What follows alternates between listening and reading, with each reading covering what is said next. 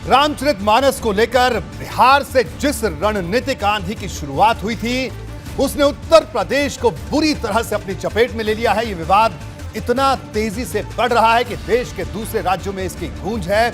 आज मुंबई के एक संगठन की तरफ से लखनऊ में सपा दफ्तर के बाहर पोस्टर लगाया गया। पोस्टर लगवाने वाले शख्स ने अपने नाम के आगे बड़े बड़े अक्षरों में शूद्र लिखवाया। ये वही शब्द है जिसको लेकर अखिलेश यादव ने नई सियासत शुरू की है और माना जाने लगा है कि 24 का लोकसभा चुनाव समाजवादी पार्टी इसी लीक पर लड़ने वाली है।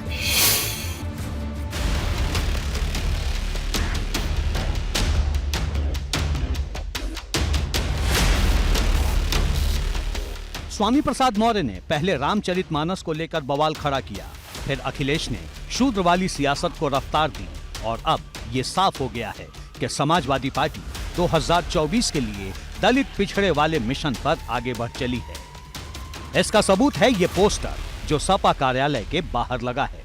इस पोस्टर को लगाने वाले हैं डॉक्टर उत्तम प्रकाश सिंह पटेल, जिन्होंने अपने नाम के आगे ही शूद्र लिख दिया। जिस उत्तम प्रकाश सिंह पटेल ने ये पोस्टर लगाया वो खुद को अखिल भारतीय कुर्मी क्षत्रिय महासभा के राष्ट्रीय महासचिव बताते हैं। साथ ही इस पोस्टर में ऊपर की तरफ लिखा गया है जय शूद्र समाज और बताया ये भी गया है कि शूद्र समाज में 6,743 जातियां हैं। गर्व से कहो हम शूद्र हैं। अखिलेश यादव के शूद्र वाले बयान के बाद उत्तर प्रदेश की राजनीति शूद्र पर ही केंद्रित हो गई है और इसकी बानगी समाजवादी पार्टी के बाहर लगा ये पोस्टर है। ये पोस्टर आज सुबह से चर्चा का विषय बना हुआ है। इसमें लिखा है गर्व से कहो हम शूद्र हैं। समाजवादी पार्टी की पूरे इस शूद्र अभियान का एक हिस्सा बन गई है और ये पोस्टर उसमें बड़ी भूमिका निभा रहा है। यानी अखिलेश ने शूद्र वाली जिस सियासत को हवा दी वो देश के अलग अलग हिस्सों से रफ्तार पकड़ रही है और ये सीधा संकेत 2024 के चुनाव का है, जिसकी हसरत पाले समाजवादी पार्टी इस दिशा में धीरे धीरे आगे बढ़ रही है। लेकिन भाजपा को अखिलेश की ये रणनीति बुरी तरह चुभ रही है। ये तो गर्व की बात है, इनको कहने से किसी को थोड़ी शूद्र हो जाएगा। देखिए, शूद्र एक व्यवस्था का प्रचलन के तरीके लोगों ने इसका नाम का प्रयोग किया। हमारे वहाँ तो जाति विहीन व्यवस्था है। श्रद्धेय पूज्य वाल्मीकि जी को हम लोग वाल्मीकि भगवान कहते हैं। रामायण लिखी ना उन्होंने। हम वेद व्यास का लिखा हुआ पुराण भगवत जो पुराण है उनका प्रयोग करते हो मछुआरे से ना। तो पिछड़े जिनको आज आप पिछड़ा कहते हो, जिनको आप अनुसूचित कहते हो, उन्हीं के द्वारा तो हमारे वेद पुराण और रामायण सब लिखा गया है। उसका अपमान करोगे, इसके मतलब है कि आप भारतवर्ष में और उत्तर प्रदेश में आप अनुसूचित का और पिछड़े का विरोध कर रहे हो।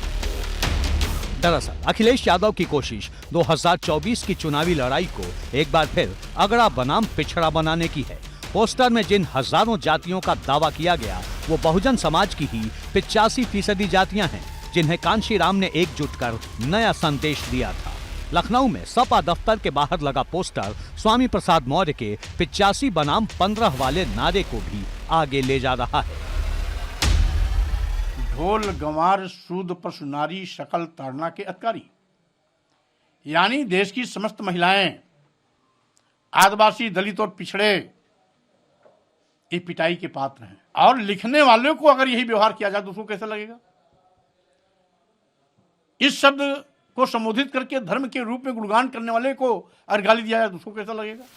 अखिलेश ने शूद्र वाली जो चाल चली है वो यूपी की सियासत में इतनी आसानी से खत्म नहीं होगी, बल्कि इसका दायरा अभी देश के दूसरे हिस्सों में भी बढ़ता हुआ देखा जाएगा। जब विधानसभा का सत्र होगा तो वहां भी शूद्र वाली सियासत पर जबरदस्त बवाल की उम्मीद है। रामचरितमानस पर और खासकर शूद्र पर मैं सीधा मुख्यमंत्री से पूछूंगा कि भाई मुख्यमंत्री जी बताएं हमें सदन में कि शूद्र कौन कौन है। ये सवाल हमारा आपका नहीं है, ये सवाल धार्मिक लोगों का है। कम से कम वो तो बताएं हमें। सर, आज समाजवादी पार्टी यादव लगातार जब उनसे सवाल किया गया तो उन्होंने कहा मैं शूद्र हूँ, भारतीय जनता पार्टी मुझे शूद्र कहती है। आज उनके पार्टी के बाहर पोस्टर लगे कि इसका जवाब मैं मुख्यमंत्री को विधानसभा में दूंगा। तो आगे विधानसभा में हम लोग प्रतीक्षा करेंगे। यानी बवाल बढ़ना तय है। अखिलेश ने ठान लिया है कि वो 24 की राजनीति को किस दिशा में लेकर जाएंगे। उधर भाजपा कहती है कि अखिलेश ने समाजवादी पार्टी को लोहिया की विचारधारा के रास्ते से हटा दिया है। असल में जो लोहिया जी की विचारधारा थी उससे समाजवादी पार्टी पूरी तरह हट गई है। हिंदुस्तान के अंदर जहां सभी धर्मों के लोग रहते हैं और सभी फिरकों के लोग यहाँ रहते हैं, ऐसे देश के अंदर किसी का अपमान करना और किसी धर्म ग्रंथ का अपमान करना, ये मान लीजिए कि वो उनकी मानसिकता को दर्शाता है। और ना आज की डेट में समाजवाद के अंदर समाजवादी पार्टी में समाजवाद है, न लोहियावाद है, वहाँ केवल यादववाद है। यह बांटने की राजनीति है केवल। यूपी की सियासत में स्वामी और अखिलेश के खिलाफ भाजपा ने नई हुंकार भर दी है, लेकिन ना तो अखिलेश पीछे हटते दिख रहे हैं और ना ही स्वामी, बल्कि स्वामी तो चुन चुन कर अपने विरोधियों पर चुभने वाला पलटवार कर रहे हैं। हनुमानगढ़ी के महंत राजू दास ने स्वामी पर 21 लाख रुपए का इनाम घोषित किया था, जिस पर स्वामी ने पलटवार भी कर दिया। गर्दन काटने के लिए 21 लाख को सुपारी देंगे? अरे इनको अपने अगर पूजा पाठ और तप में विश्वास होता तो वहीं बैठे बैठे स्वामी प्रसाद मौर्य को श्राप देके भस्म कर देते।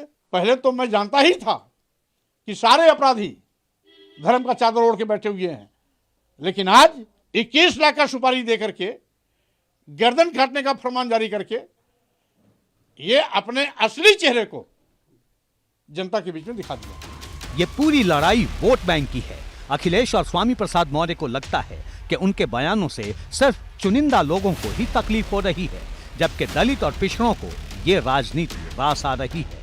कहा जा सकता है कि अखिलेश ने 24 के लिए अपना नया ट्रैक पकड़ लिया है, लेकिन वो इसमें कितने सफल होंगे ये भविष्य के गर्भ में है।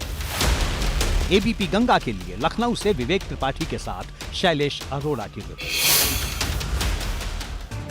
दरअसल स्वामी प्रसाद मौर्य ने पिछले दिनों रामचरितमानस की कुछ चौपाइयों पर सवाल उठाए थे और जातिगत भेदभाव का आरोप लगाते हुए उन्हें हटाने की मांग की थी। जिस वक्त स्वामी प्रसाद मौर्य ने यह बयान दिया, तब सपा के कई नेताओं ने फौरन इसे स्वामी प्रसाद मौर्य का निजी बयान बताया, लेकिन कई दिनों तक अखिलेश इस बवाल पर खामोश रहे। दरअसल अखिलेश यादव स्वामी के बयान के मायने समझ रहे थे।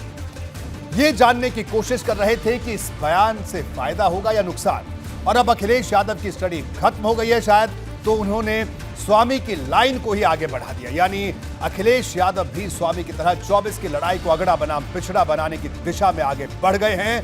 यही वजह है कि सपा के कई नेता स्वामी के समर्थन में खड़े हो गए।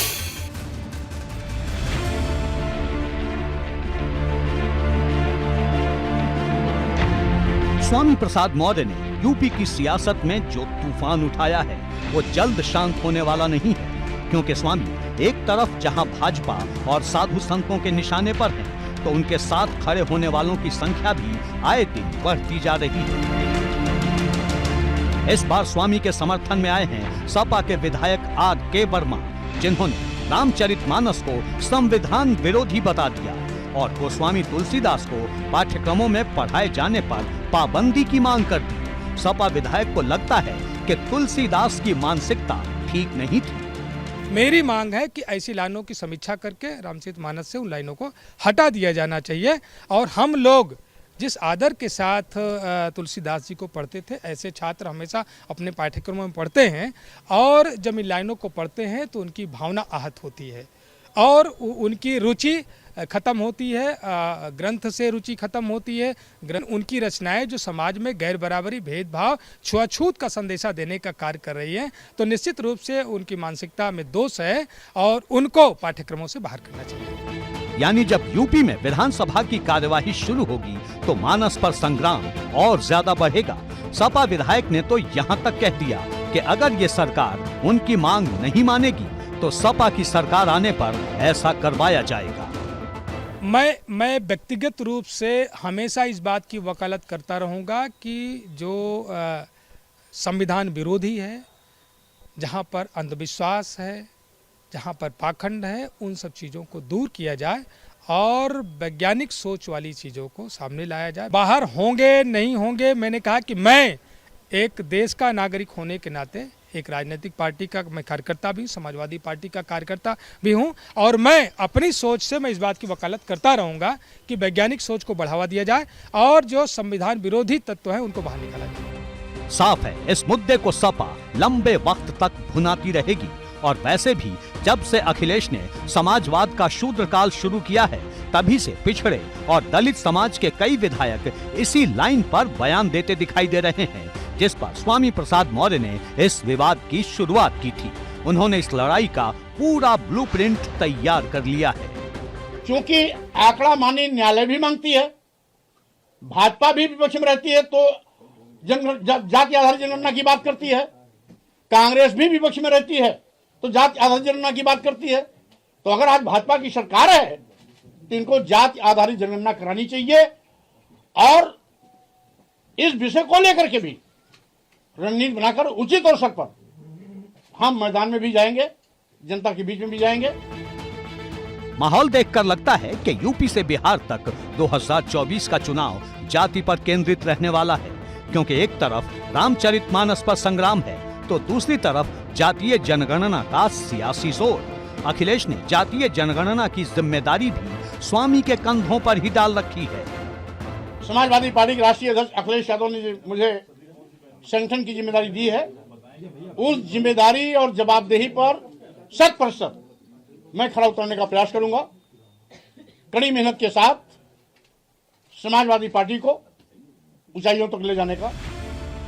एक तरफ स्वामी की सामाजिक ललकार है तो दूसरी तरफ राजनीतिक और कानूनी चुनौती, क्योंकि स्वामी के इस बयान के बाद देश प्रदेश में अलग अलग जगह स्वामी के खिलाफ मुकदमे और परिवाद दर्ज हो रहे हैं। सुल्तानपुर के एमपी एमएलए कोर्ट में भी स्वामी के खिलाफ रामचरितमानस पर आपत्तिजनक टिप्पणी करने और धार्मिक भावनाओं को ठेस पहुंचाने का आरोप लगाते हुए परिवाद दाखिल हुआ है, जिस पर 4 फरवरी को सुनवाई होगी। एबीपी गंगा के लिए ब्यूरो रिपोर्ट।